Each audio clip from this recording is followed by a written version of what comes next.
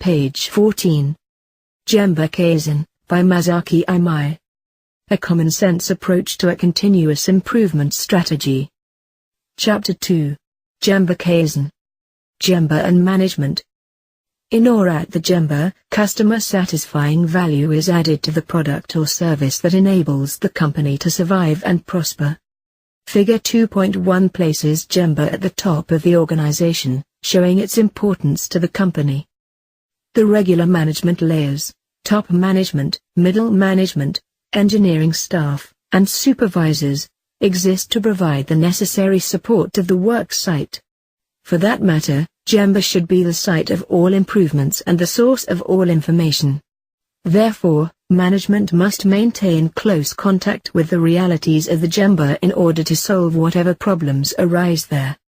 To put it differently, whatever assistance management provides should start from the specific needs of the work site.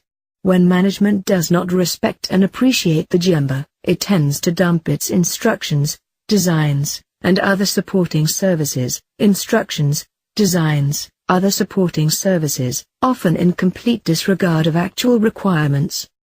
Management exists to help the Djemba do a better job by reducing constraints as much as possible. In reality, however, I wonder how many managers correctly understand their role. More often than not, managers regard the Djemba as a failure source, where things always go wrong, and they neglect their responsibility for those problems. In some Western companies where the influence of strong unions practically controls the Djemba, management avoids involvement in Djemba affairs. Sometimes management even appears afraid of the plant and seems almost lost or helpless. Even in places where the union does not exercise a firm grip, Djemba work is left to veteran supervisors who are allowed by management to run the show as they please. In such cases, management has lost control of the workplace. Subsequent chapters will discuss in depth what management of the Djemba really means. Supervisors should play a key role in Djemba management, and yet they often lack the basic training to manage or to do their most important job, maintaining and improving the standards and achieving quality, cost, and delivery. Eric Michiels, who came to Japan from Europe as a young student to learn about Japanese management practices, was placed in a Japanese automotive assembly plant as an operator. Comparing his experience there with his previous experience in European Djemba, Michiels observed much more intense communication between management and operators in Japan, resulting in a much more effective two-way information flow between them. Workers had a much clearer understanding of management expectations and of their own responsibilities in the whole Kaizen process. The resulting constructive tension on the work floor made the work much more challenging in terms of meeting management expectations and giving workers a higher sense of pride in their work. Maintaining Djemba at the top of the management structure requires committed employees.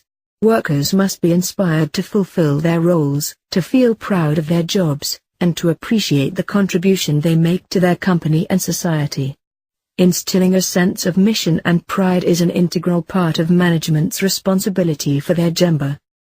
This approach contrasts sharply with perceptions of Djemba, figure 2.2, that regard it as a place where things always go wrong, a source of failure and customer complaints. In Japan, production-related work is sometimes referred to as 3K, signifying the Japanese words for dangerous, kaiken, dirty, katanai, and difficult, kitsui. Once upon a time, the Djemba was a place that good managers avoided. Being assigned a position at all close to the Djemba amounted to a career dead end. Today, in contrast, the presidents of some better-known Japanese companies have rich backgrounds in Djemba areas.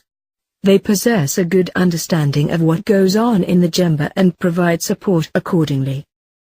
The two opposite views of the Djemba, as sitting on top of the management structure, inverted triangle, and as sitting at the bottom of the management structure, normal triangle, are equally valid in terms of Djemba management relations.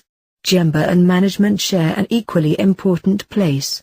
The Djemba by providing the product or service that satisfies the customer, and management by setting strategy and deploying policy to achieve that goal in the Djemba.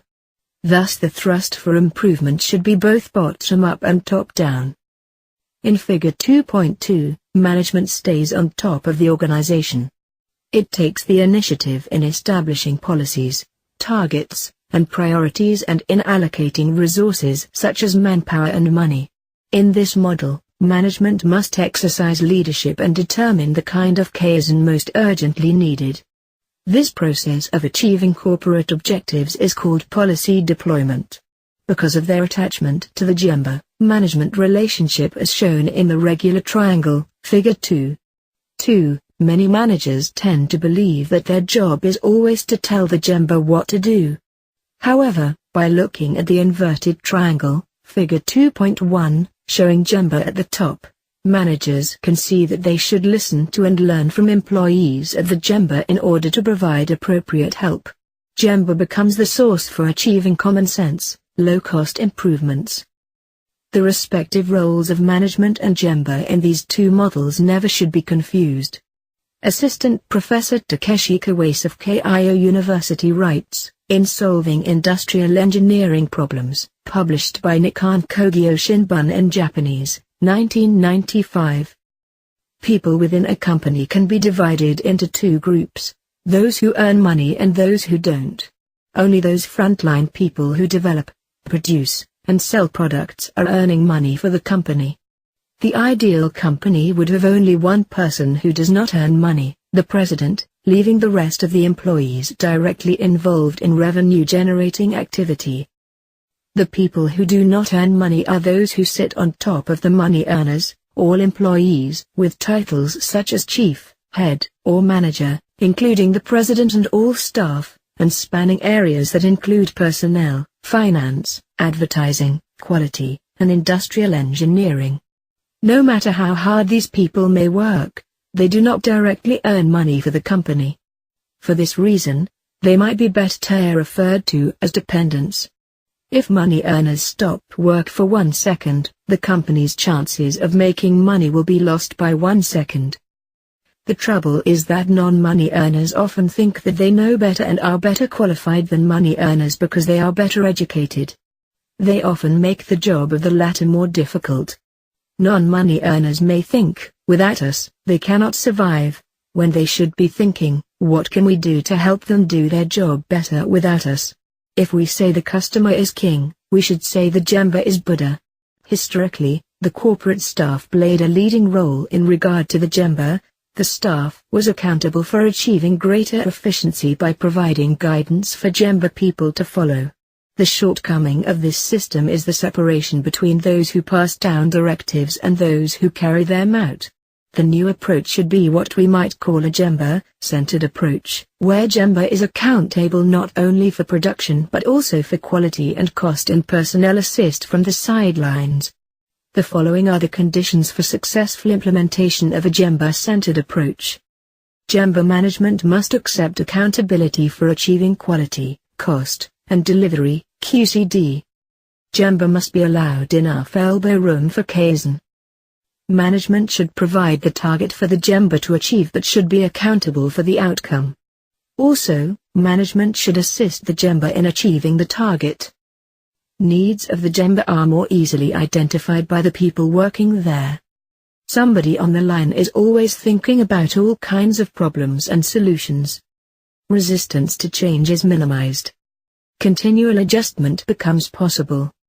Solutions grounded in reality can be obtained. Solutions emphasize common sense and low-cost approaches rather than expensive and method-oriented approaches. People begin to enjoy Kaizen and are readily inspired. Kaizen awareness and work efficiency can be enhanced simultaneously. Workers can think about Kaizen while working. It is not always necessary to gain upper management's approval to make changes. The benefits of a Djemba-centered approach are many.